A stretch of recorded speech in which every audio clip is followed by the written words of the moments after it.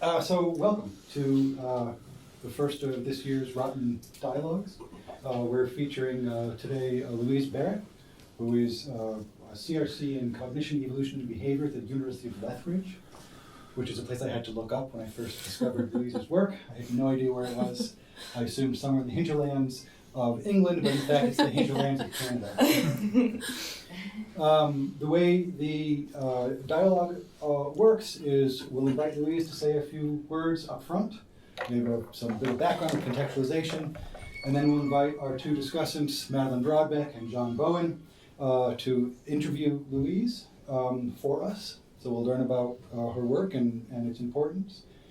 And then we'll open it up to the floor. And so without further ado, Thank you. Okay, well, thank you. Thank you for the invitation to visit. It's been lovely so far. So what I thought I would just do now is give a little bit of an introduction to what I do mainly and how I got to where I am and why I picked the particular paper that I did. So I'm an evolutionary ecologist by training. I did a degree in ecology, and then that was followed by a PhD in anthropology. And I've really spent all of my adult life, the last 30 years of my life, have been spent conducting field studies of wild primates. And I've also done some work on humans. And when I first started out, I was interested in functional explanations. I was interested in how behaviour contributes to survival and reproductive success, and and the formation of evolutionarily stable strategies and those kinds of things. And I was particularly interested. Just slightly. Sure. I was also interested in life history theory. So how does an organism allocate energy to various life stages, growth versus reproduction, age at sexual maturity, number and quality of offspring, all those kinds of questions. And that's what led me to primates, because primates have unusual life histories. They have an extended juvenile period, for example, and humans have the most unusual life history of all within the primates. So we have a very extended juvenile period, a late age at sexual maturity, but on top of that, we have very short interbirth intervals. We produce offspring quite frequently. We stack offspring, so we have numbers of offspring of different ages to look after at any one time. A long post-reproductive lifespan. So what I was originally interested in was comparing and contrasting human and non-human primates to understand more about the evolution of life histories. And I first started working on grey-cheeked mangabes, which are a terrestrial, an arboreal primate that lives in the forests of Uganda. I worked in Kibale Forest, and I was mainly interested in these kinds of life history factors and related to their ecology. And you don't really see very much of monkeys that live in the canopy. You just know what they're eating by what drops on your head. You know, you see the beginnings of things and never the endings. And it wasn't until I started working on terrestrial primates, so for after the mangabes, I spent 12 years working on baboons in the Western Cape of South Africa, and for the last 10 years we've been working on vervet monkeys in the Eastern Cape of South Africa. And it wasn't until I started working on terrestrial monkeys that you can actually see that I became more interested in psychological factors, that, you know, the underpinnings of these survival strategies that the animals employ. And you can't help but get interested in those things when you spend day in, day out walking around with other primates. So you get this sense of what makes, you know, there's two things that happen. One is you realise there are other ways of being, that they live in a world completely different from ours, and then it makes you realise how constructed the human world is. There's no such thing as clock time. You know, the days of the week don't really mean anything. So then you realise how strange the human world is, and how different the primate world is, even though they're primates. You know, we are primates, and we have there's a continuity between us and their behaviour. And so I then became more interested in psychology and comparative cognition as a consequence of that, to try and think like, well, what are you doing when you're doing that? Why did you do that? Things that there's a sense in which their behaviour is very, very familiar to us, and then they'll do something really bizarre that you just can't understand why they did it. You know, it's like, what on earth were you thinking when you did that? And then you realise that they're not seeing the world like you see it, that there's something different going on.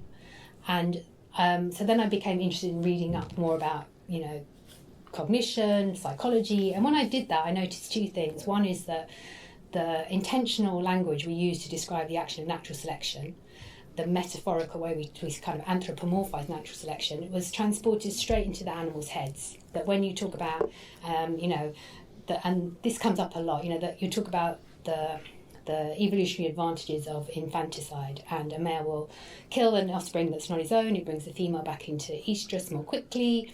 It increases their relative reproductive success relative to their rivals, and they tend to do it. And obviously, there's a strong possibility that when infanticide occurs, the male is not killing his own offspring. And then the question is, like, how does he know it's not his own offspring? And that question is like, well, he doesn't have to know anything. Natural selection is what knows. There's a sense of, and when you talk about those kinds of things, it's very clear. But when you start talking about other psychological factors, we just import this intentional language from natural selection straight into the animal's head. And I thought that was very odd. And then the second thing that I found a bit odd was that the computational, metaphor, the computational theories of mind were taken as basically axiomatic. And there's two odd things about that, which is one is that that's kind of odd that we take our model of the mind as an inanimate object, and it doesn't come from biology, and also it's the computational theories of mind are modelled on human intelligence. They're anthropocentric right at their core. The original artificial intelligence project was trying to work out how human thought worked, what human intelligence was, and it's based on very human-like, non-athletic things like natural language and logical syllogisms and chess and all those kinds of things. And so it seemed that we were, and part of the thing that was interesting there was, okay, then you just look at animals that show similar behaviours and they'll have similar cognitive architectures. And then you're doing that in animals where, if you look at chimpanzees, they can use their feet as easily as their hands. They're as dexterous in that way.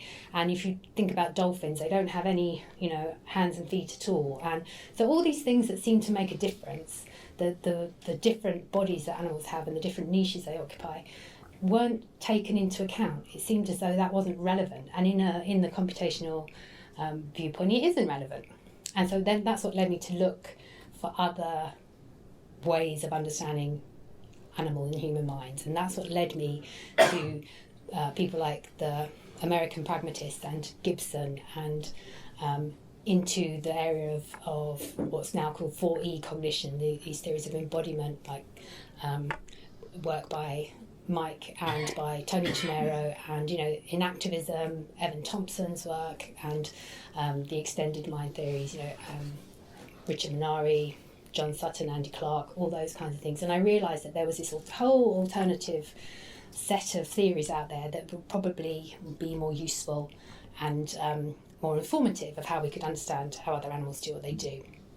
So the reason that I offered the paper I did, which is a commentary on Shaun Gallagher's most recent book, is not because I think it's the most interesting or the best paper in the world, but it does cover a broad range of things that I get worked up about. And so I thought it would give you a view of that these ideas have then led me to think about human cognition and psychology in a different way, and the particular ways in which evolutionary thought is applied to human psychology, and the ways in which we conduct experiments in comparative cognition. And so that's the... Oh, and then the other final thing was that when I started reading I noticed there was a...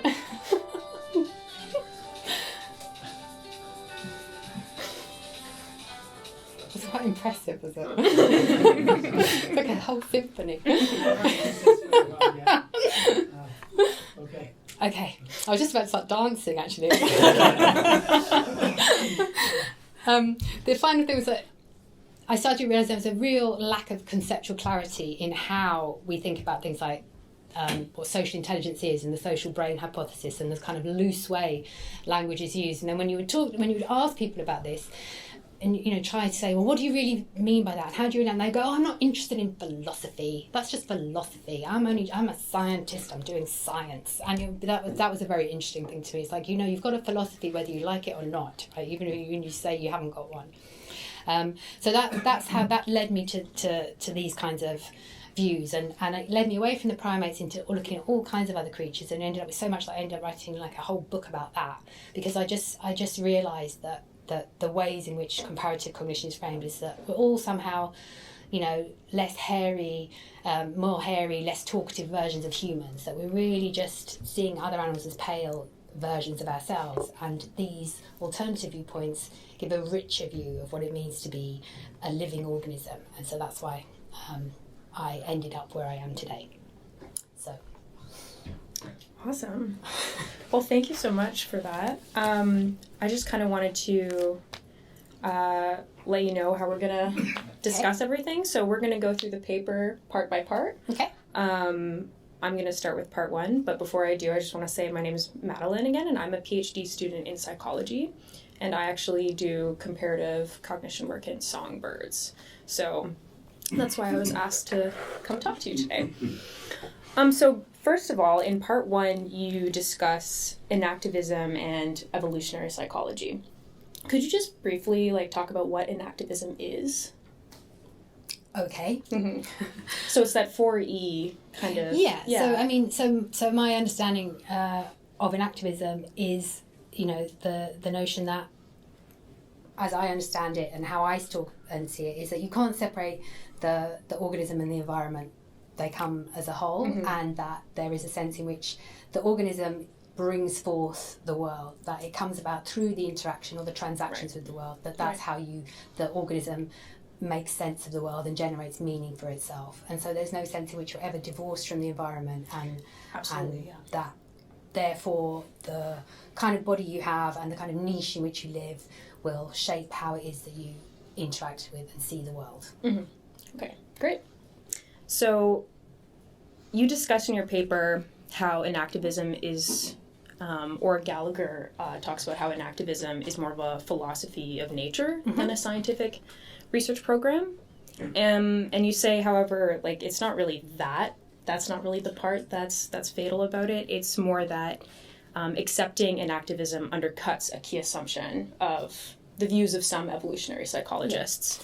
And I just want to quote something you said in the paper because it sums it up well, which is namely that the human mind consists of a number of specialized adaptations evolved in response to recurrent problems faced in ancestral environments. In this view, the environment is merely the source of the inputs on which our evolved adaptations get to work, producing behavioral outputs that, although they no longer function adaptively in the modern day, nevertheless reveal the structure of our cognitive architecture. And you say, then, that accepting enactivism is therefore fatal. So my question is, do you think it really is fatal? One, that's part 1. And the second is, do you think that we can both accept enactivism while being able to also make warranted inferences about our evolutionary past on the basis of our behavior now? I'm just making a note. Of course. So I won't forget. So is it really fatal? I think it is to that particular what Celia Hayes calls high church, Santa Barbara school of thought in evolutionary psychology, because it does require the environment not to be anything other than a source of inputs. Right. And there's no feedback loop to it.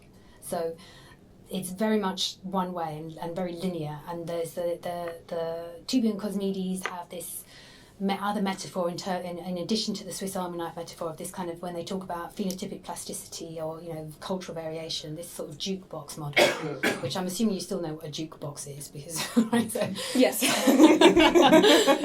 have to watch yourself these days. Pop culture metaphors. Yeah.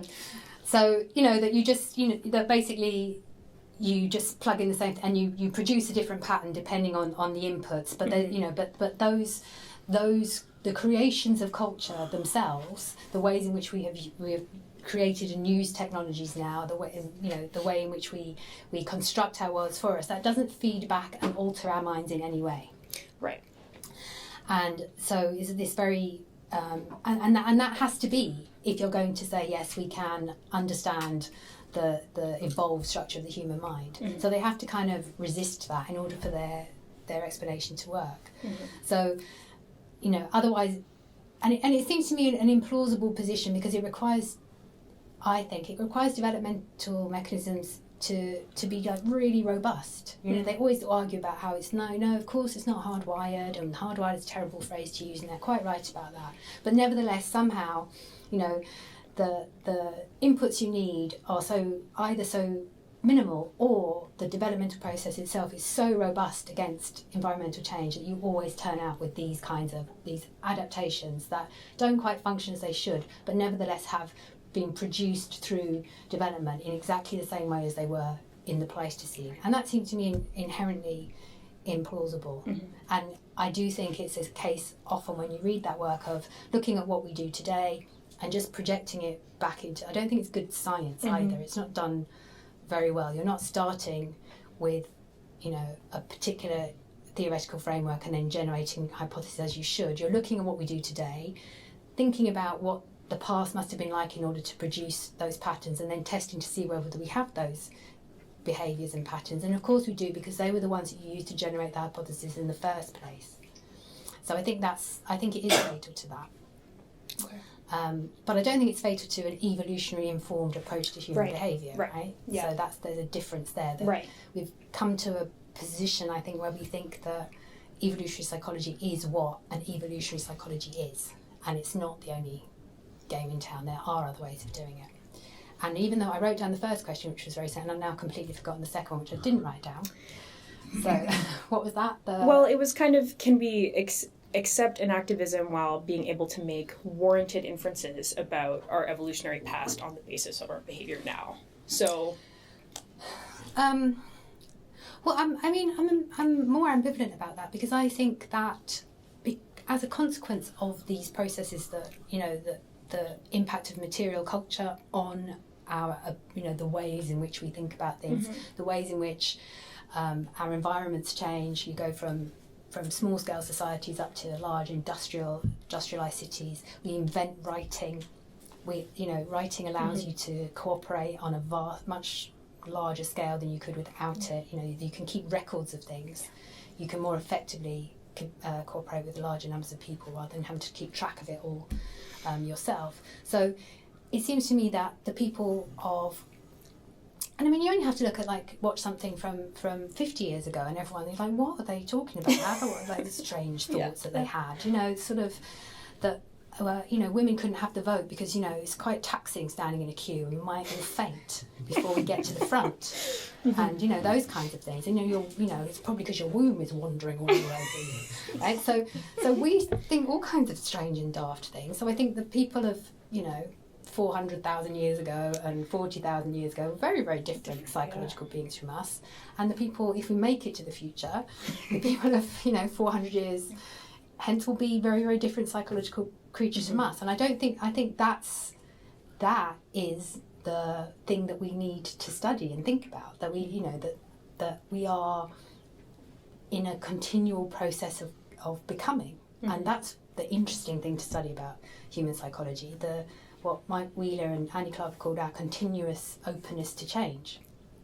And Ian Hacking is also interesting in this respect. So he's a Canadian philosopher who has this idea of humankinds, that the ways in which we study ourselves can give ourselves ways to be, and then we become those ways, and that through the action of studying them, it changes how we see it, and then you get these looping effects where we can bring. So I think that's a bit dangerous to psychology, because it suggests that we are creating our own subject matter. But I think then, maybe that should be the subject matter of psychology, rather than trying to look for these fixed adaptations in the past that may or may not function in the present day. Good answer. So for completeness' sake, I'll introduce myself. So I'm John. I'm a second-year PhD student in philosophy. I study philosophy of psychology. So part one was about the relation between enactivism and evolutionary science, or evolutionary psychology writ large. Part two is more about how resources from the pragmatist tradition can be brought to bear on theoretical approaches that are more allied with the enactivist approach. So Shaun Gallagher uses this, and other people use this term 4E. So it's inactive, embodied, extended, embedded, cognition. Sometimes there's a fifth E. There's loads of them now. Yes. 4 doesn't cover it anymore. No, we need more E's. So one of these possible fifth E's is ecological. So in the second section, you show two ways in which people have brought Mead's ideas to bear on resolving what you take to be ambiguities, lots of people take to be ambiguities in Gibson's approach. So, or not ambiguities, I'm sorry, dualisms. So there's the animal-environment dualism, and there's the artificial-natural dualism with affordances. So I guess I have one broad question, and that's basically, where do you think Gibson's theory of perception sits in this overall 4E or 5E research program? Do you think that if we make these interventions that you detail, can the enactivist just take up Gibson's theory of perception, or do you think that there are maybe some issues with Gibson's theory that render it incompatible with enactivism, or some tenets of enactivism? So, to get to the first part, I think at the moment ecological psychology still sort of sits off to one side, but I think it needs to be made central, because I think perception is how we make contact with the world. So it should be like, you need a good theory of perception to get to everywhere else you want to go. So I think it should be much more centralised. I think that, the chapter in Shaun Gallagher's book is precisely answering your question, so I refer you to him. But what he's saying there is that, there are the ecological psychologists and enactivists sort of think they're at odds with each other. And what Shaun Gallagher says, if we take on the work of Dewey and we take on the work of Mead, we can show how, in fact, these things, are not the sticking points that we think they are. And so part of what he does is show how Dewey talks about the organism environment as the basic unit of analysis, so to speak, which is what comes from ecological psychology in a particular way, and it comes from enactivism in a particular way. And then he just shows how there are these pragmatist resources, as he calls them, that solve those problems. And one of them is bringing in Dewey's notion of the situation, that we are always part of the situations in which we find ourselves, so we're not outside of them. And so enactivists sort of think of ecological psychologists as being too focused on the environment. And in fact, that's not true. And it's not true even if you read Gibson carefully, when he talks about the detection of invariance. You're part of the the ways in which you do that are because you're there doing things in the world. So if things are flowing past you, it must mean that you're moving. And so you are the detection of invariance, and what you're detecting about the world is detecting something about yourself at one and the same time. So and he just shows how Dewey's view of the situation helps make that clear as well. So he uses Dewey as a bridge to these things, but I think a lot of it's already there in Gibson if you read Gibson closely. So I've forgotten what the last bit of your question was. I think I have too. But I do have another one on Gibson though. So the question is whether an intervention could go the other way, whether any ideas that Gibson introduces that are sort of novel to him could resolve issues in these earlier pragmatist theories. Yeah, and also you said were there any problems with? Oh yes, that was the other part. Any problems with? Any problems with Gibson's original theory of perception? Yeah, so that's what the bit that I sort of dealt with, and what I did there was to show that a bit like how Gallagher takes Dewey, and he also brings Mead into it as well, and that, which I really, really like, because I don't think Mead gets enough attention in sort of 4E circles, to show how you could use some of what Mead said to solve some of these issues that Gibson had, because he's this struggle with the notion of the affordances if they're social, does that mean they're relative, and therefore it's like, are we not dealing with something that's subjective? So he then sometimes seems to fall back on a kind of naive realism, because he doesn't want to have this problem of subjectivism coming in. But I don't think, and then enactivism in a way shows you how you kind of accept that, but you don't think of it as a problem, or the way in which Mead does it, and which Alan Costel talks about very nicely, is you just go, well, what if affordances are social in a human context? Is that really a problem? And he sort of says it's not. The idea that this is a table and we can sit on it and beside it and under it, and we can do whatever we can make. We can do whatever we want with it, and it affords a variety of different actions.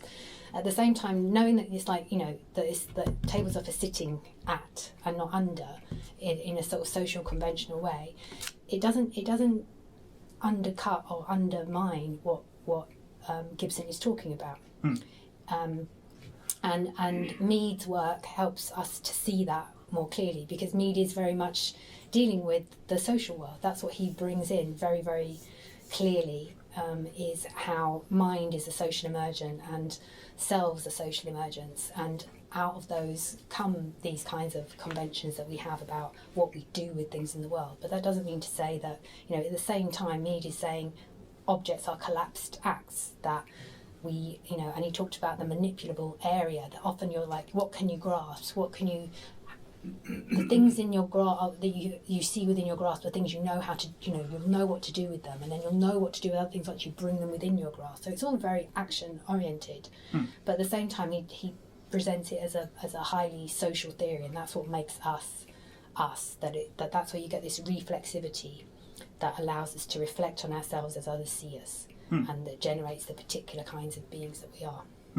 So if we make these two interventions, it's the Gibsonian framework, pretty much good to go with an enactivist approach. Well, I'm biased, I think so. I don't think if you had like Evan Thompson sitting here, he'd say the same. I think an enactivist, they don't, they're still a bit resistant. They think it's too environmentally oriented. I disagree. I think because of if you read it carefully, it's not that at all. The organism and the organism and the environment are,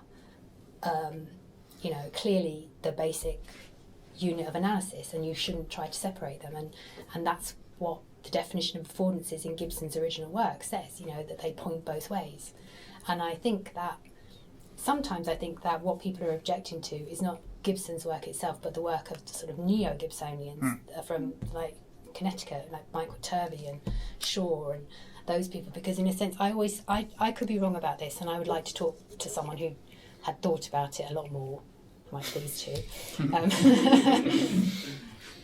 But they talk about affordances, and they do put the affordances in the environment, and then they talk about effectivities, which is the ability of the animal to realise that affordance. And I think then you have pulled apart what shouldn't be pulled apart. And I think maybe when people are, enactivists are objecting to these things, they're objecting to the particular neo-Gibsonian way in which his theory was taken and developed, rather than what's written in Gibson's own original writings. Very interesting. Yeah, we'll have to have some discussions later. But okay, so let's move to part 3 now, where you bring in Skinner and his sort of behaviorist system. So here, you note that there are some similarities that aren't really appreciated between Skinner and Mead, some pretty deep similarities, which, and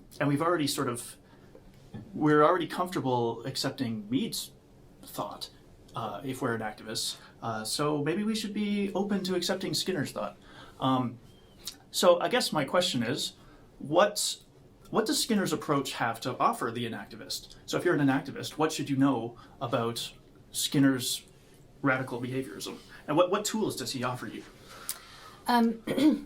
Well, I think Skinner is a pragmatist, okay? And I think that it's a shame that he doesn't get recognised and radical behaviorism isn't appreciated for what it is, because it's just dismissed and taken as this denial of mind and all this kind of, et cetera, and you read in certain enactivist work and in the Gestalt psychologist work, you read this thing of like it's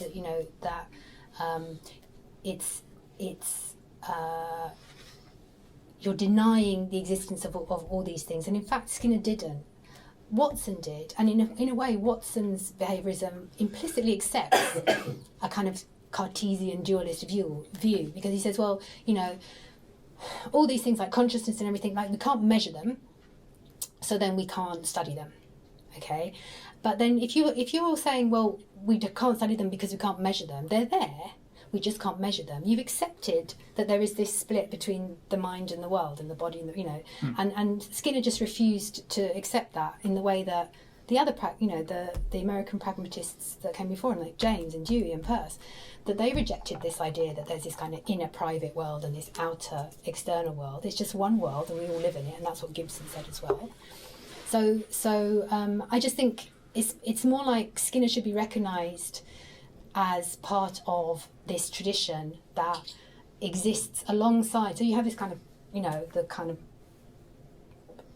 what do you call it? Like the philosophy of things, and the psychology is a thing, a mind is a thing you have, from Plato, Descartes, you go all the way down, and then you have like the computational mind, and then you've got Aristotle, and you can trace Aristotle through, and even like to Darwin and to James and Dewey and Peirce, and you get this.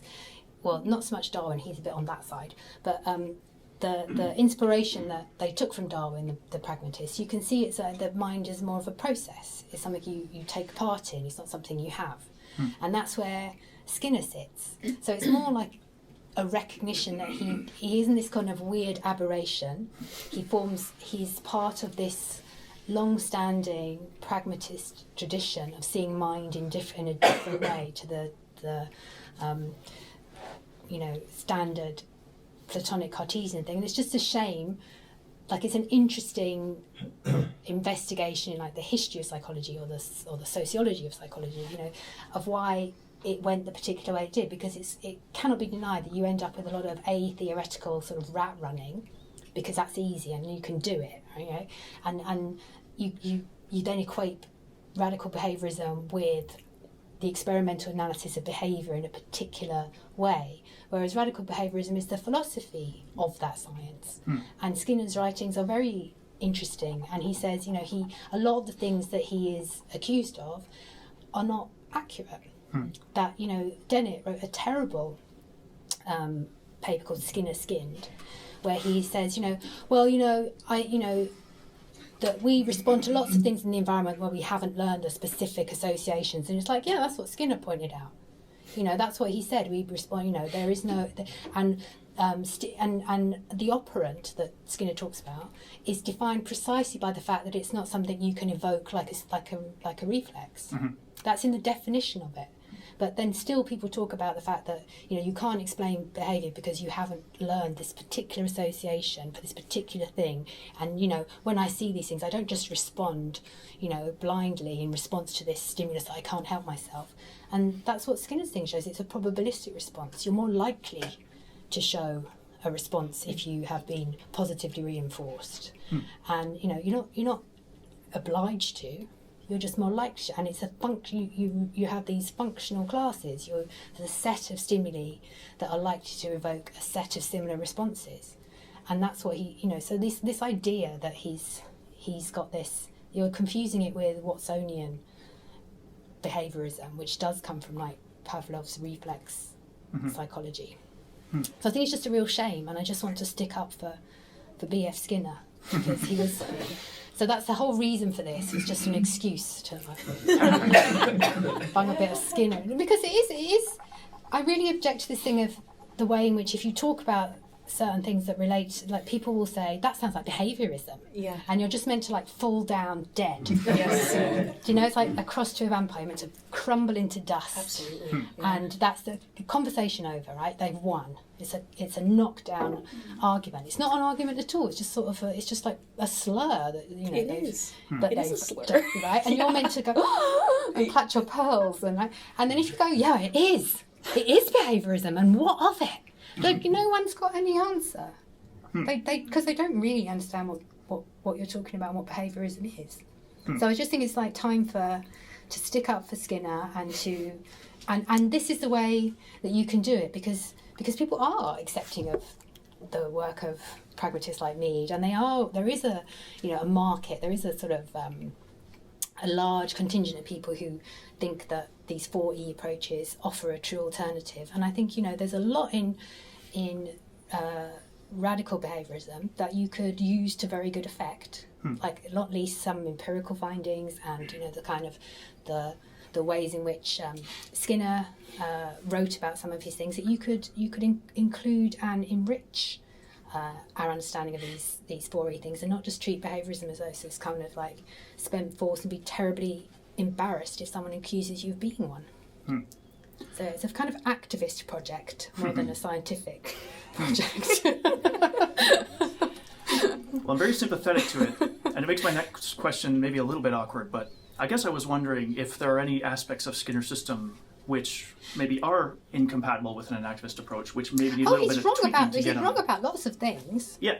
But so's Darwin. Mhm. Right? You know? And we all kind of give Darwin a bit of a pass. I think it's like we definitely do. So this whole thing of, I think, like, you know, this whole thing of the coy female, like, females are choosy, but choosiness and coyness went together. And that's because Darwin is a Victorian gentleman, right? Because you can be choosy without being coy about it, right? So you just have to watch any documentary about, like, the Rolling Stones or the Beatles, and you will see young women flinging their underwear at the likes of Mick Jagger. Now, they're being very choosy. They're not flinging them at anyone else, okay?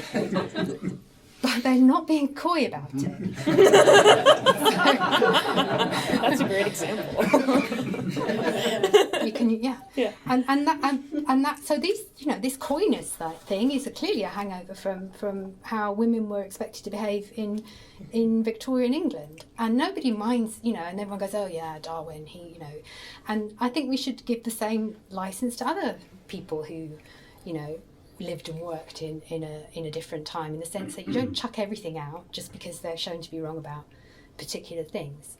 So you can dispute a lot of what Skinner said, and there are more recent molar behaviourists, as they call themselves, like Billy Baum and Howard Raiklin, who sort of bring radical behaviorism into the modern day, and you know they are very critical. They're critical, appropriately critical of Skinner, and John Staddon, who he works in what he calls theoretical behaviorism. He's extremely critical of Skinner, too far the other way in many ways, but he's still promoting a behaviourist programme. So I don't think you just have to sort of say, well, you know, when you say Skinner's got a point, I don't think that means you say, right, yeah, everything he said was 100% useful and accurate.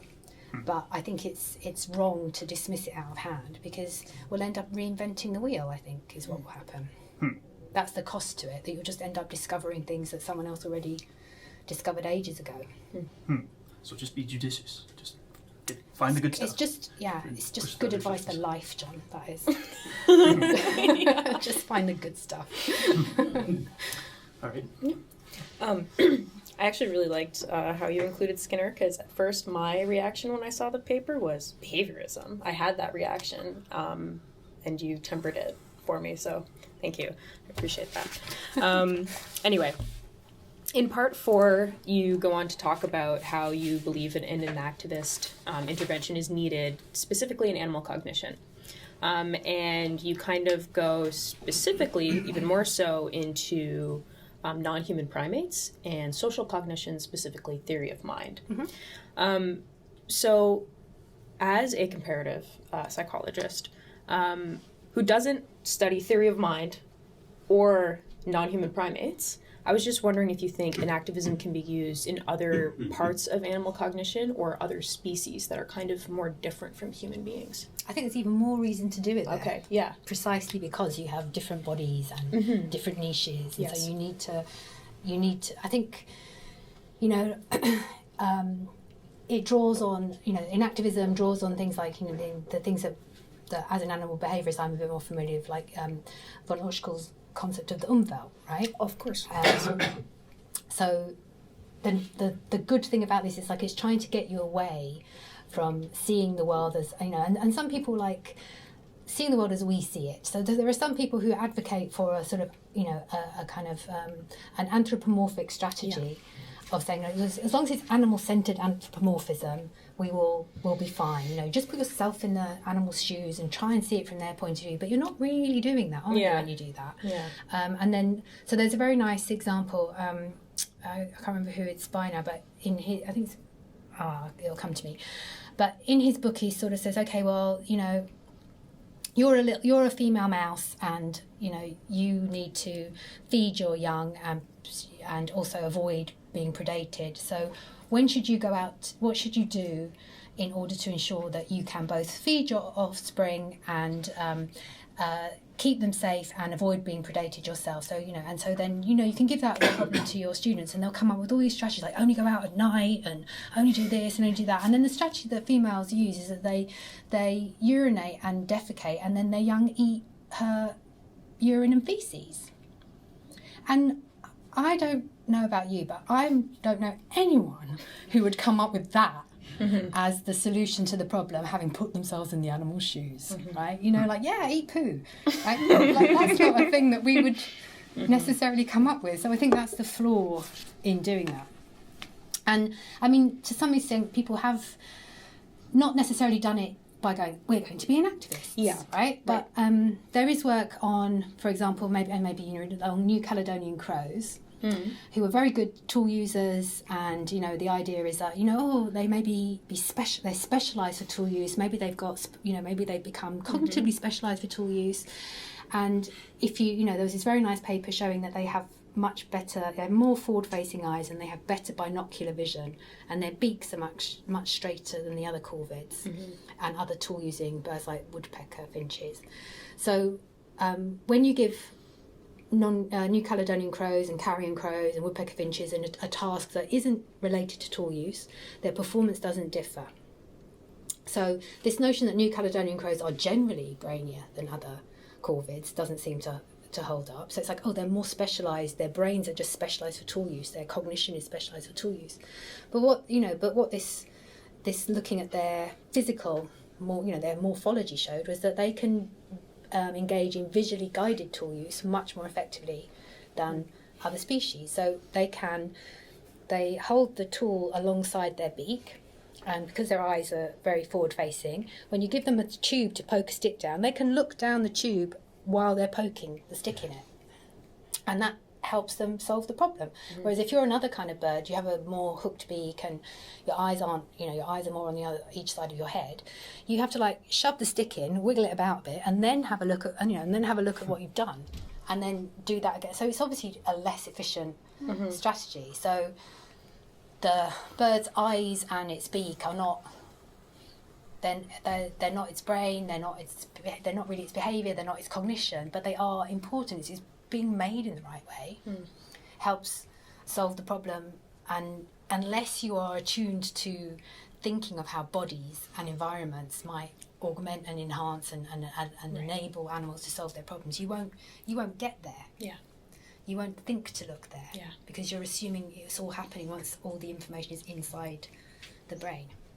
So I think that's the thing that has to be overcome. So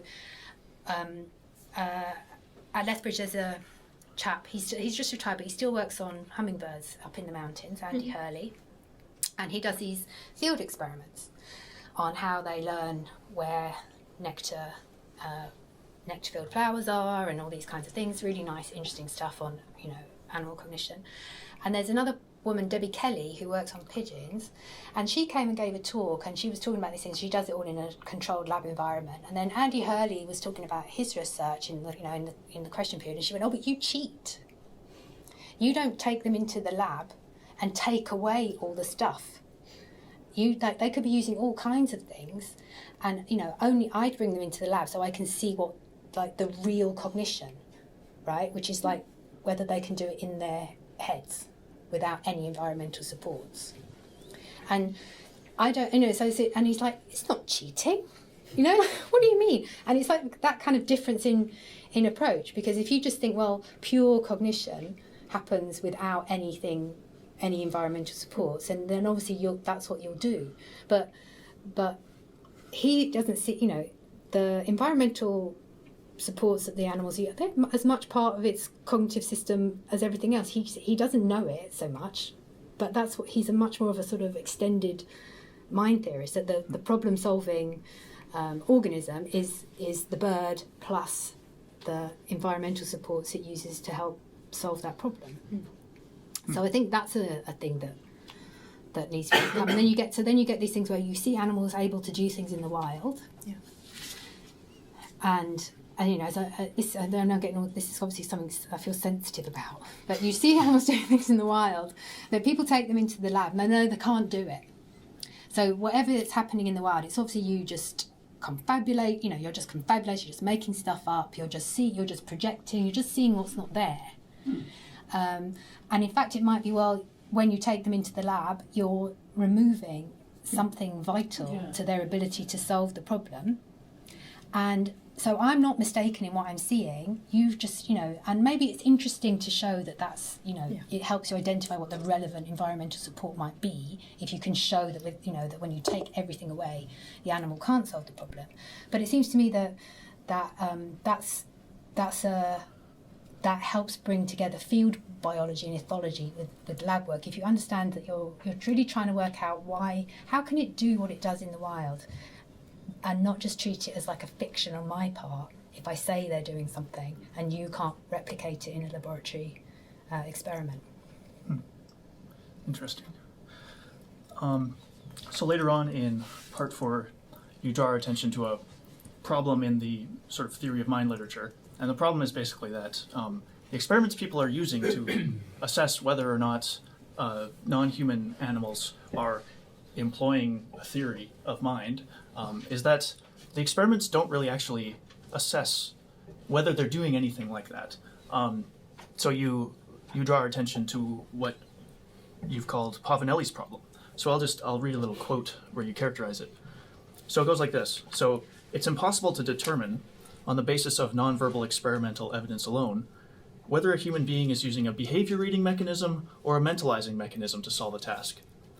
So the same must be true of, say, a chimpanzee. Both mechanisms predict the use of observable behavioral cues, and as such, they cannot be distinguished from each other. Thus, for any mentalistic hypothesis, there's a complementary behavior reading hypothesis that can explain the data equally well. So, when you conclude the article, you say that Pavanelli's problem can't be solved empirically. It's an impossible problem and can only be dissolved by enactivist intervention, or Wittgensteinian conceptual investigation, which perhaps amounts to the same thing. So you've done a good job of showing how this problem arises and of critiquing it. But I wonder if, probably since writing this paper, you've thought about how you might go about undertaking this enactivist intervention. So I wonder if we might try to do that now. Okay. Okay. Yes, because Yes. obviously can be done in 5 minutes. So just record this and we'll publish it. Yeah. Well, so to just go back a bit. I mean, I think the whole problem is there right from the beginning that Pavanelli's saying that behaviour, unless you have mind behind it, isn't that mind and behaviour are completely separate things. So you've already created the problem right there. And that's why I say you can't solve it. It's an impossible. So you can't solve impossible problems. This is what Gibson said. You can only dissolve them. So the problem, as I see it, is two things. Is one that you've accepted this idea that that when we understand that to understand other living beings or each other, you have to have a theory about their minds, like a scientist does. And you see this very clearly in someone like Alison Gopnik's work, right? Humans, babies are little scientists, and so then you're immediately sort of saying, okay, so the ways so mind is this particular sort of is scientific in two ways. You have a theory about others that you test and then you test your hypotheses to see if your theory is correct. So it's scientific in that sense, and it's also scientific in that it comes about through a particular set of scientific practices that have generated this industry, so to speak. So we were talking about it earlier in your lab meeting where Ed said that this whole industry really started with a comment by Dan Dennett in a behaviour and brain sciences article, and it spawned this whole thing that this was taken as the mark of theory of mind. And so it's only that if you accept that that's true. If you reject the premise of it all, then you don't have to start from there in any way, shape or form. And so there's a sense in which you could say, right, we could just rip it up and start again. And I do think that part of what we could do is links to what I previously said, is you can start taking more notice of how animals do what they do instead of giving them a task and then simply recording if they pass it or if they fail it. So, for example, taking notice of how New Caledonian crows go about solving their tool using problems immediately shows you a difference, because you notice differences in their behaviour that seem relevant. And so there's lots of those tasks that, I mean, and I keep meaning to do this, like the trap tube task, and all these classic tasks that you use to do animals understand causality? Do they understand these theory of mind tasks? Do they understand perspective taking and all these these things?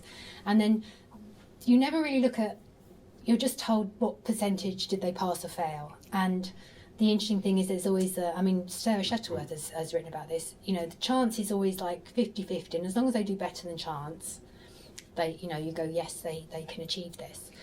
And I was at a conference where she was once, and she sort of scandalised everybody, where she just pointed out that these tasks aren't that hard if the animals had the capacities in question. Why if they get 55% correct, why are you so chuffed?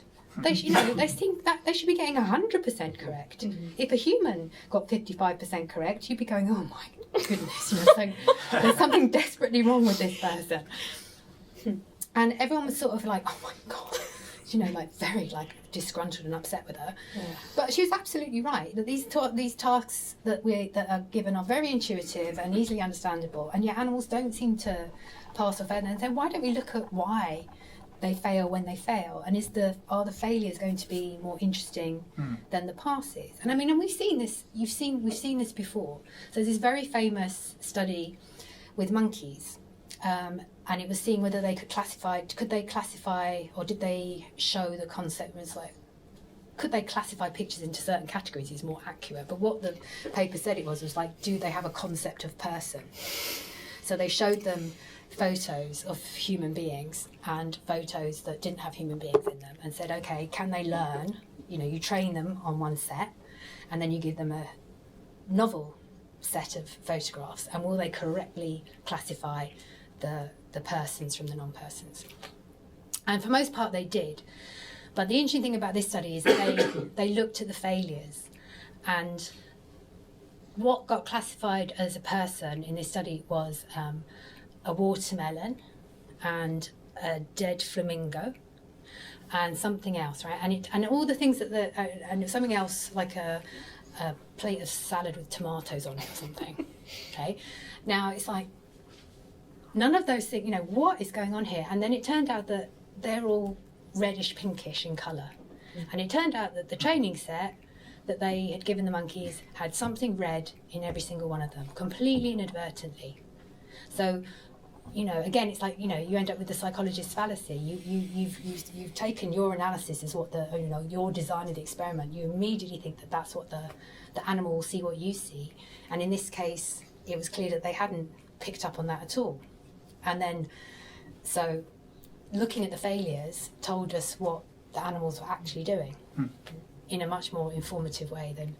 And then there's others, there's sort of famous studies where they give old world monkeys and new world monkeys the same task, and the new world monkeys all fail it, and everyone's like, yep, they're the dumb ones, right? Because they evolve, not like the great old world monkeys who are very brainy. And then it turns out that, platyrrhines are much more likely to have dichromatic rather than trichromatic vision. And so if you give them a test that involves colour, they will fail it, because they're just like, they have no idea what you're asking them, right? Like, they look the same to me, right? So those kinds of things. And again, it was because it's like, let's look at the failures. Let's look at how the animal is tackling this problem, rather than just simply scoring on a pass-fail basis. Would be a big start, I think. A good start. Good. Yeah, that's great. So just have a couple of summary questions, and you've already kind of answered this question multiple times, but basically just, I agree with what you're saying in your paper. So what should I be doing as a comparative psychologist? And you've answered this, but... I like this, like, internal validity of it. Am I giving the same answers as every No, time? no, not at all. Like, it's good for that. There's a television program called Line of Duty. Have you ever seen it? They have interrogations like this, and they ask questions like this. So it's very good. You're doing very well. Oh, good. Thank you. Very Ted Hastings. So what should you be doing? I think it's just those kinds of things. Yeah. That have a feel for your animal. Yeah. As a just rather than it seeing it as just a brain or just a cognitive system in that sense. Yeah. See it. That's what we're interested in. Mm-hmm. So I think sometimes though there are two ways you can approach animal behaviour. That neither of them are wrong. They just you end up being like it's your sort of temperament or where you come from. Sure. But often it's like, okay, here's a theory. Let's test this theory and see if it's true. And for that, we'll need a model system. So then you get something you can keep alive in your lab that will breed quickly, won't die. Do you know what I mean? Yes, I do. So it's like that's where. Yeah. So then you have XT number of studies on zebrafish and guppies and what have you. That's cool. But then there's also, which is where I come from, it's like you out and you see an animal and you go, why on earth is it doing that? Yeah. Like, what is it up to? And you want to answer those questions about why animals are doing what they're doing. Mm-hmm. And they've ended up being these two separate things. Mm-hmm. And in a sense, you can, and it's not like I don't use theory. It's not like it's not like I just come up with something and then you go away and try to find a theory that might help you answer those questions and set up hypotheses and everything like that. But I do think you've got this, and in comparative cognition, you've got a bit of that. Often, I think, because it becomes a very anthropocentric pursuit, because it's like, are we unique? Are we unique in what we do? And therefore, let's look at whether another animal can do what we do. What we do. Yeah. And then you give them an inner approach. So there's like, let's see if dolphins can recognise themselves in mirrors. It's like, why on earth would you do that? Yeah. Yeah, I agree. Right? Yeah. They just use sonar. They're like, do you know what I mean? Absolutely. It's because apes can recognise themselves in mirrors, and it's because humans can recognise Yeah, themselves so in mirrors. that you must can just be chain it all back an to- intelligent Yeah, thing, that's an right? intelligent thing. So Yeah. it's always anchored to us. So I would say just pursue that ecological approach, which sort of Sarah Shuttleworth and people like that advocate that you should ask what problem is the animal trying to solve and start from there instead of worrying about what skills it does or doesn't have and how they might relate to us. So you just take us out of the picture. Yeah, I agree. Yeah. Awesome. Thank you. You're welcome. And for my last question, so we've talked about so many intellectual traditions. There are so many sort of theoretical frameworks, all sort of aimed at studying the same thing, and which we are saying have these deep compatibilities. So my question is, do you just have general thoughts on what do we do with all these theories? Should we try to bring them all together into some big synoptic view that encompasses them all, or should we let people kind of do their own thing in their own camps and talk to each other? I'm very suspicious of grand theories of everything. Mm-hmm. I don't think they work very well. Yeah. I think different kinds of problems need different kinds of approaches and questions and theories to help answer them. So, and I also think that if you have a very dominant theory, it can often be quite, what's the word? Obstructive or maybe stultifying, or it kind of can inhibit progress because you just can't then question that. So do you know C.H. Waddington? No. So he's famous for thinking about epigenetics and everything, but he used to have this. He used to talk about how the one thing you should always do is question the common wisdom of the dominant group. That once something becomes the common wisdom of the dominant group, it becomes a problem, and you should always try. And he had this. He made it into this acronym which he called cow dung. Right.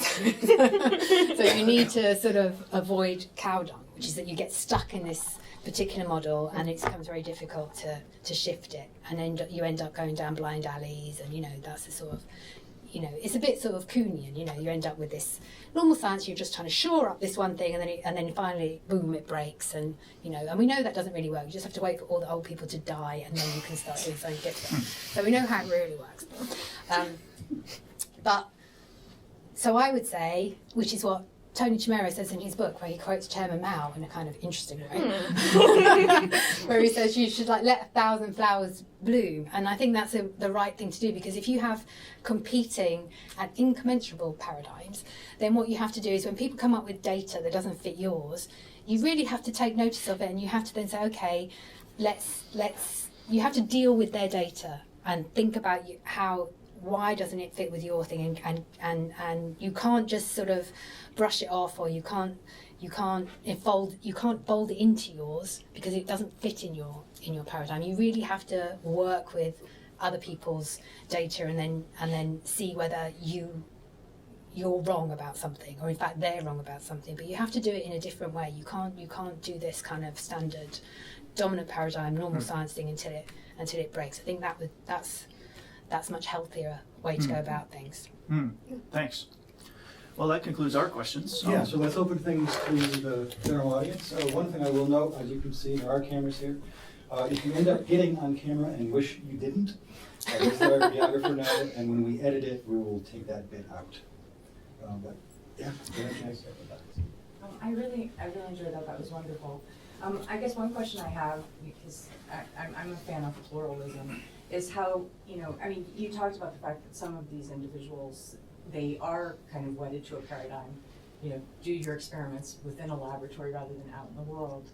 I mean, how do you get people with different perspectives to see things from the other person's point of view? I mean, you have the advantage because you go in, and I mean, in some ways I feel like, yeah, you go in with just the question, and then you can be a pluralist and look at things from all these different angles, but these people don't have the same ability necessarily to do that, given the kind of training and entrenchment that they have.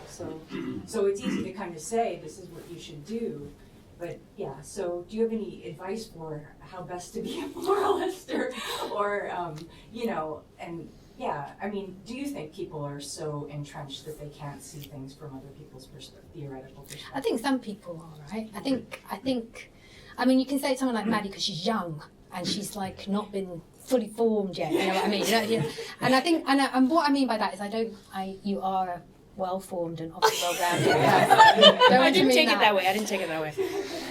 But do you know what I mean? It's that thing of this is where, everyone likes to think of science. It's like, I'm a scientist, I'm pure. I only care about, the truth. And it's like, it's not, right? You care about your job, and you care about your age index, and you care about, and then once you're wedded to something, it's hard to give it up because you've invested a lot of your time and effort into it. And so I think it must be hard to then say, oh, actually, that was wrong. Whereas, if you have the advantage of doing something that no one cares about very much, like monkeys, it's very easy because no one cares anyway.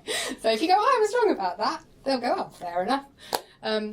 But so that's one answer. But I think things like interdisciplinary institutes are Good one. Obviously part of the way to do it. You have to bring people together because, and I mean, I really mean this in a way, you have to bring people together to talk to each other, because you don't get it from just reading other people's work, because we're all needy readers. We see what we want to see, we ignore what we don't want. We don't have to read it at all if we don't like the look of it.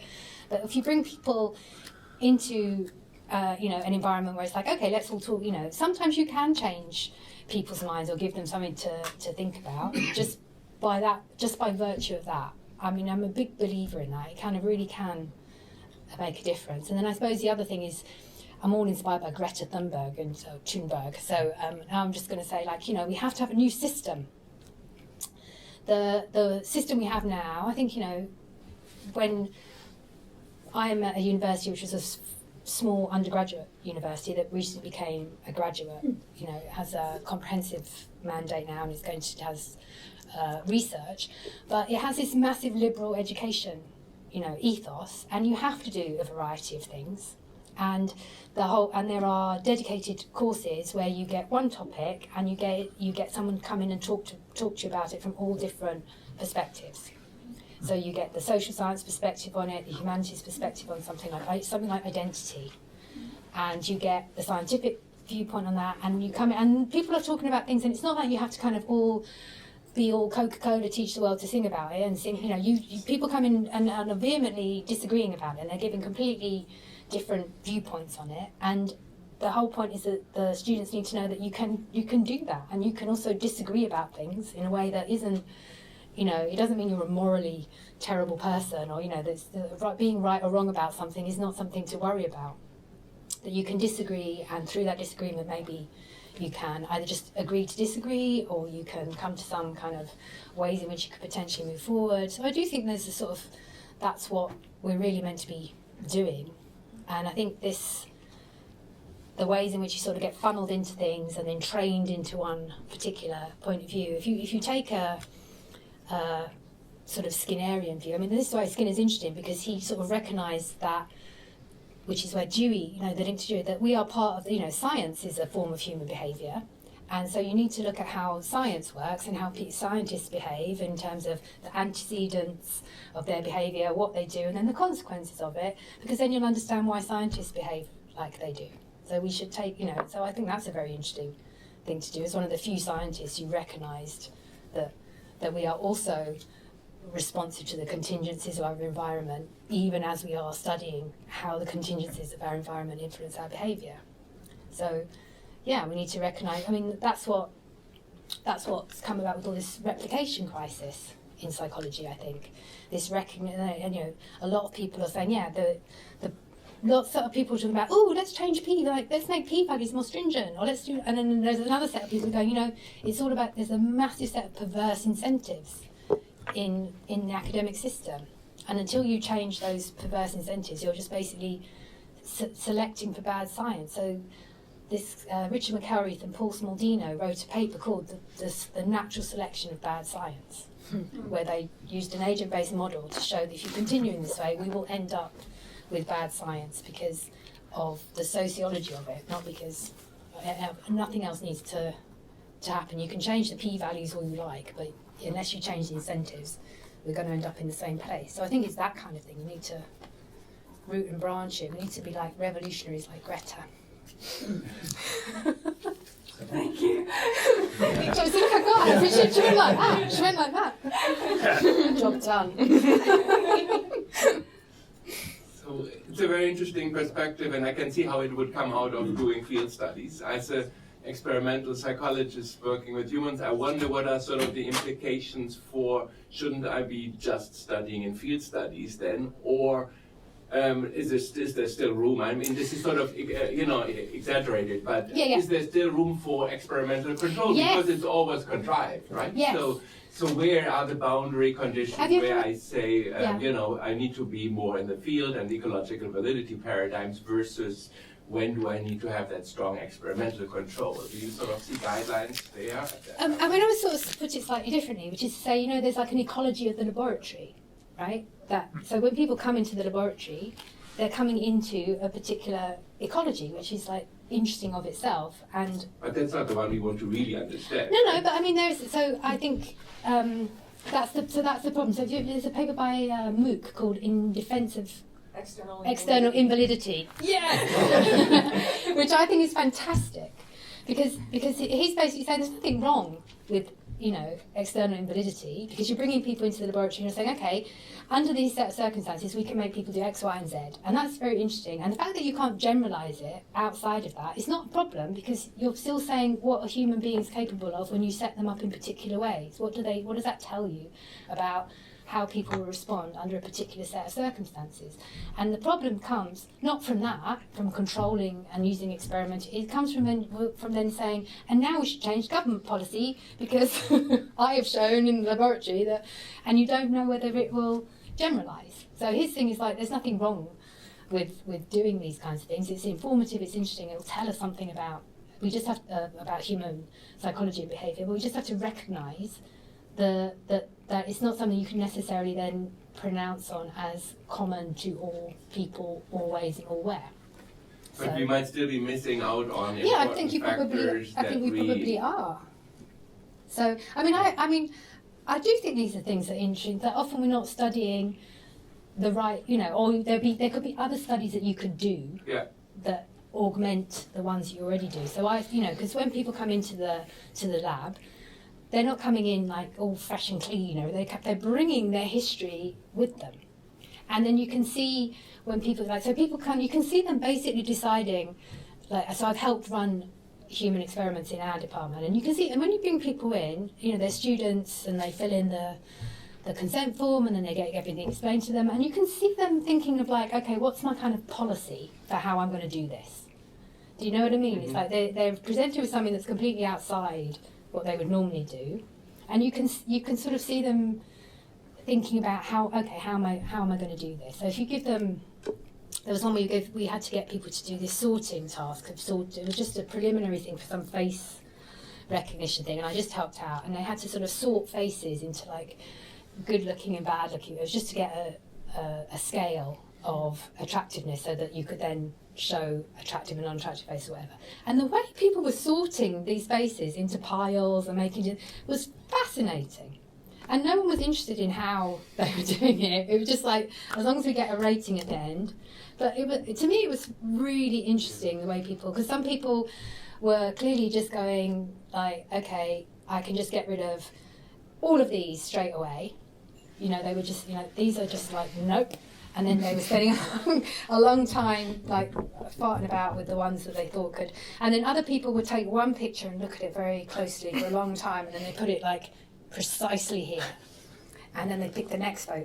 And like, what's going on there? You know, there's a massive range of variation in what people are doing, and no one was interested in that at all. So, in a sense, I think maybe what you could do is like start studying those things in addition to the other things that you do study. And I think, I mean, I know that's sort of happened in behavioural ecology. You can see how that happened in studies of personality. So there's all this stuff on like boldness and shyness and in animals. And then what's interesting is you often see like the measure of boldness is how hard did this squirrel try to get out of the sack, right? And you're like, what a strange test. And then if you talk to the people who do it, it's because when they trap the squirrels to put like, you know, weigh them or put, you know, tags on them, whatever. And then they just notice that the squirrels vary in how hard they struggle when they put them in a bag and hold them there. And so then people start going, oh, we could measure this. This could be useful data. Because it's really interesting that they're so variable, and like, does that correlate with other things? So there's a sense in which there's nothing stopping people working you know, you've got your tightly controlled experiment, but people are coming in and doing weird stuff all around the edges of that might be interesting to look at. I'd like to draw you out a bit in terms of positive reasons in favour of behaviorism as a paradigm in philosophy of psychology. I mean, fair enough, Skinner and Pinker and people like that do a hatchet job on, Dennett, Yeah. do a hatchet job on Skinner. I find that credible. But what about, you haven't said much in this paper anyway about positive reasons, behaviorism as compared to other paradigms, and convert us to your behaviorist team. You know, Well, I think the reasons put forward for the 4E viewpoint also go for a behaviourist viewpoint. I think it's part of that you study organisms as situated in their environments, and then what you're trying to do is to predict. And you know, it's like the science of prediction and control. You're trying to predict and control behaviour. And the only thing that a behaviourist really objects to is that when you say, oh well, it's because of something in your head that led you to do this, is that you stopped too soon. Because how did that thing get in your head? You haven't really identified whether it comes about ontogenetically or phylogenetically. You've just stopped your investigation. Whereas if you continue to look at and try to look at the history of interactions with the environment, maybe that would provide you with an explanation of both the behaviour itself and the ways in which the organism has changed to bring those changes about. So you're pointing to what a physiologist. So you know, Skinner, for example, has got no time for cognition as a sort of, you know, but he would say what we're doing is when we understand how behaviour is a function of the environment, we can then point physiologists to what they need to look at in the brain that might then be informative in that way. So I think everything that you could say in favour of a 4E approach is that you don't make this false dichotomies between mind and world. You don't make it between brain and body, organism and environment. You're just treating everything, and you don't end up with some magical realm of mind that is distinct from the world we all live in. So and then you're not dealing with these fictions that don't really, because I think what happens in a lot of cognitive psychology is you end up with explainers that don't explain anything. You've just named something, and you haven't come up with an explanation for it. You've just given it a name, and that's not particularly useful. So then you feel like you've explained something, you feel like you have an understanding of the phenomenon, but I don't think you do really. And so I would say that's what a radical behaviourist is really trying to get at, that you've stopped your investigation too soon. You haven't really, because whatever's happening inside you that helps bring, which is part and parcel of the behaviour that you manifest, has its source ultimately in the world. And that can be in terms of the developmental environment, and it also includes the phylogenetic environment, that you can look back across evolutionary history to get to that. So that's what I would say was the positive. So it's not necessarily opposed to, say, a computational theory model would be a behaviorist. So this is an interesting thing, because if you would say that to like people like Baum or Racklin, they would just go, oh no, you can't have that, because then you're not a behaviourist anymore. But I think that's because they would, whereas John Staddon, he talks about internal states, and they are not representational states. He is very clear about that, but he does talk about internal states, and he's not talking about intervening variables or anything like that. He's saying that that's what he's dealing with, and the reason why he does that is because most behaviourist studies are a single animal. You train it up, you get it to do X, you extinguish that behaviour, you get it to come back again, and you can make a thing come and go in a single individual. And what Staddon does is he says, okay, well, let's take animals with different histories but with the same behaviours, and can we identify a variable that explains why they end up doing the same thing? So the internal state is like what mediates this response. So presumably, if you wanted to come up with some kind of computational explanation for what's going on in the middle, you could do that if you were saying, right, but you're focusing on the environment and the behaviour and how it comes to that. I think a lot of radical behaviourists say, no, you're then focused on intermediate explanations of behaviour and not the true initiating causes of it. But in a sense, presumably, if you wanted, you could become a computational behaviourist in the same way that Staddon is a theoretical behaviourist. Thank you for the talk. So I'm just a first year PhD student, identifying myself as a camera there. I see, because I have met you, because I was thinking, I know all this. Couple of questions. So one was regarding the organism environment unit of analysis. So the ecological approach, one objection of the enactivist is placing too much focus on the environment, whereas let's say the phenomenological approach takes the organism's experience as the starting point and then tries to understand perception from that perspective. And now, so you have these differing approaches, but because enactivism, ecological approach, they all refer to phenomenology as their intellectual motivations. So now, how would a phenomenological approach, help out in this debate or inform this debate? That's one question. And the second one is regarding, I think you mentioned about Mead, about how mind or cognition is not an entity, it's a process.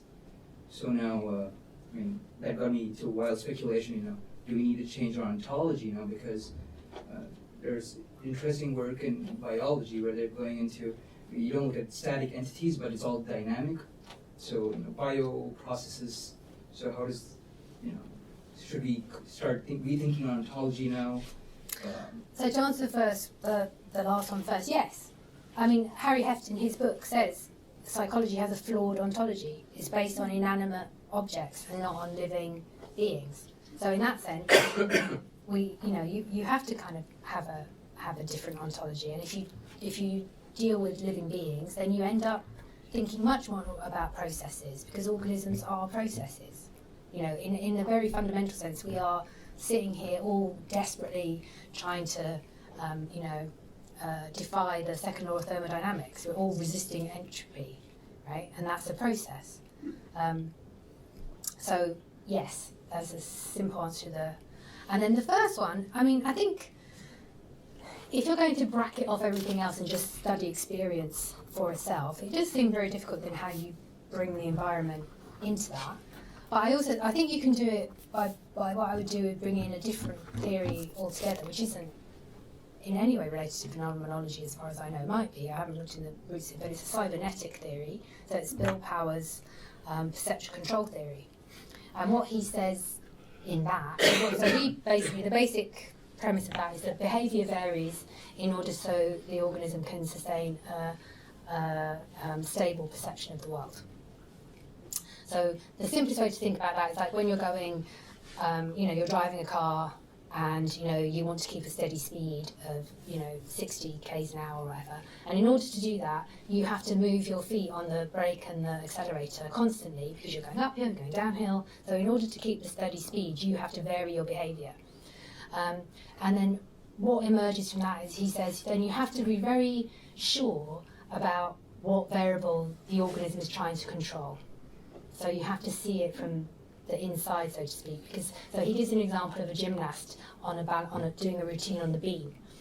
And he says, from the outside, you may well end up judging that gymnast on the basis of things that aren't under her control, that she can't. Whereas if you took it from the point of view of what the gymnast is doing, if you saw it from her perspective, you would realise what the relevant variables are, and you would recognise her performance on that basis. So it has that similar feel to phenomenology of saying, the first person perspective is going to be very different from how it looks from the inside, is very different from how it looks from the outside. And you can see that of thinking like standing on yourself, standing on a beam that's as wide as your phone, and do a somersault. And how that's going to look to you trying to perform it is very different from how it looked to me looking at you doing it, and what I will take notice of in your behaviour versus what you will have to attend to in order to do it successfully. So I think, and that's a theory that doesn't sort of make any suggestions about whether you should bracket off the environment or not, or whether you should deal with the environment first or anything. But it is a sort of very organism-centred theory that I think has a lot to offer. It ends up being a bit too. It's lots of comparators and lots of representational stuff in it, which because that's all comes from cybernetics and that's how they talk about those things, which I think you could construe it differently. But it's definitely an interesting thing that what organisms are trying to do is maintain a constant perception of the world, so they vary their behaviour in order to achieve that. And it comes, therefore, you have to take account of what the organism itself is perceiving. Yep. Time for one more. Okay, great. Thanks very much. So this is very timely. I was teaching Skinner's response to, Chomsky's response to Skinner's verbal behavior this morning. So this is all very fresh. His major criticism was even trying to take behaviorism on its own terms. Why limit yourself? So you were just saying there may be internal processes. That's not really behaviorism because though you want to know how those things are conditioned by the environment. And I agree that the cognitivist turn has ignored important things about the environment. By the way, I'm not sure I would agree with the characterizations that have been going on with Anna here. I mean, he's the neo-behaviorist. But that's so weird that he writes like that. That's No, what but I he find loves, so look, odd. he wrote Skin or Skin because he liked the name of the title. Right? Finding qualia, and it just sounded too good not to write. I mean, why you can't build a robot that doesn't feel pain. That's an argument for our misconception of pain, not. So, anyway, that's sort of the side. But why limit the variables? Because we are suggesting that there's something that's being shaped by the environment, and we also want to know what that is and give it a kind of characterization.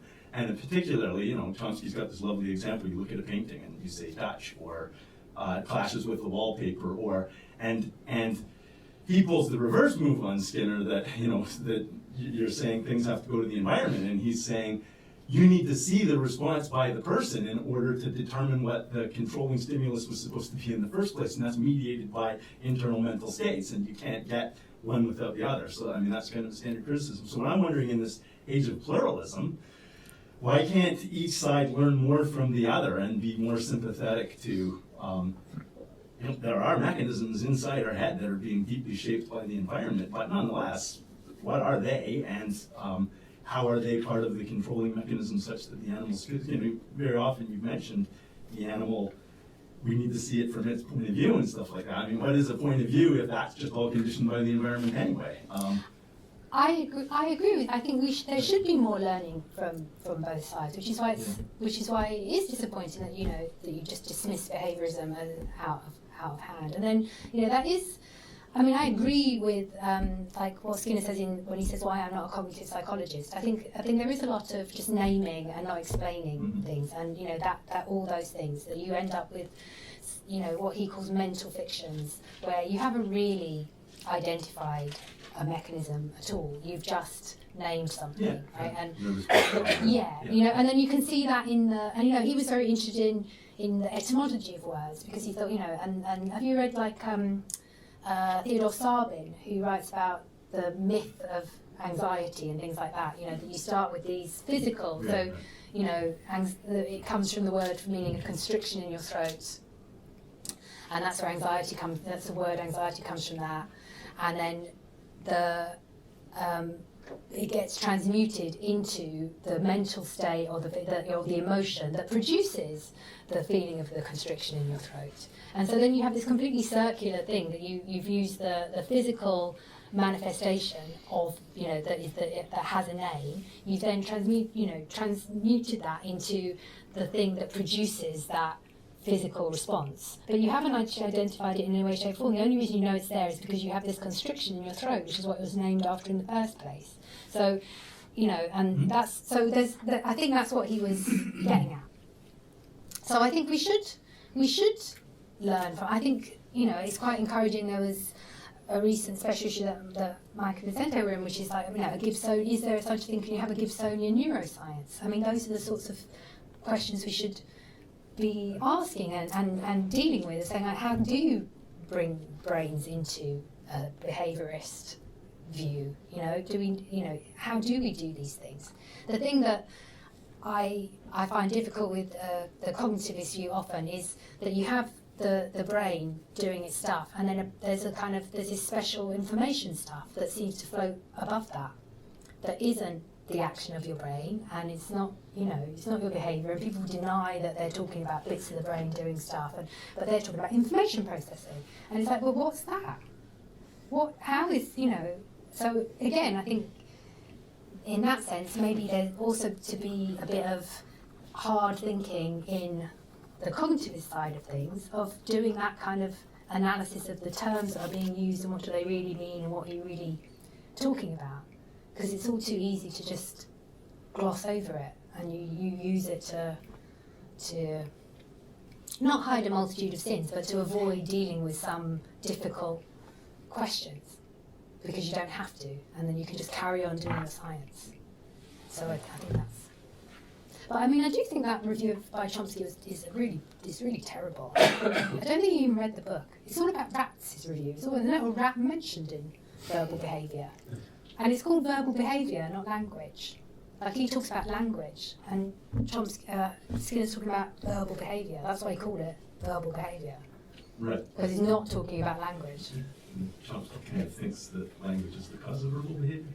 But then you can ask why do I produce these kinds of verbal behaviours under what conditions? Why do I, that's a different question. And Chomsky's answer is that the limited resources that Skinner ties himself to aren't going to be adequate. They're just not empirically close to. That's why the stimulus isn't that poor. On that note. Last word. That's all three. Thanks,